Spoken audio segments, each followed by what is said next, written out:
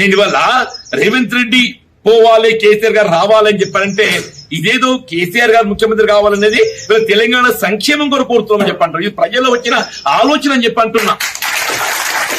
ఇది ప్రజల్లో వచ్చిన ఆలోచన. ఇలా కాంగ్రెస్ పోవాలి, బీఆర్ఎస్ రావాలి అని చెప్పారంటే ఇది ప్రజల్లో వచ్చిన ఆలోచన. మనం ఆశించిన ఫలాలు పొందలేకపోతున్నాము. ఇవన్నీ ఏదైతే ఉందో నేను ఈయనగడ్డ పెద్ద మనిషి మంచిగా ఉండే అని చెప్పకుండా ఏదైతే ఉందో ప్రజాహితం కొరకు కార్యక్రమాలు అమలు చేసిండు.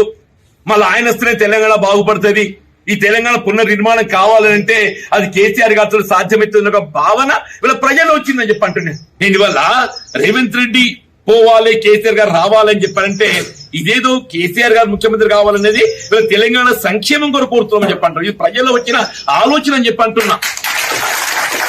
ఇది ప్రజల్లో వచ్చిన ఆలోచన. ఇలా కాంగ్రెస్ పోవాలి, బీఆర్ఎస్ రావాలి అని చెప్పారంటే ఇది ప్రజల్లో వచ్చిన ఆలోచన.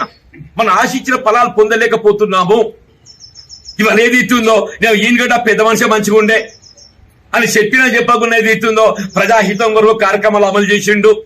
మళ్ళీ ఆయన వస్తేనే తెలంగాణ బాగుపడుతుంది, ఈ తెలంగాణ పునర్నిర్మాణం కావాలంటే అది కేసీఆర్ గారితో సాధ్యమవుతుంది ఒక భావన వీళ్ళ ప్రజలు వచ్చిందని చెప్పంటున్నాను.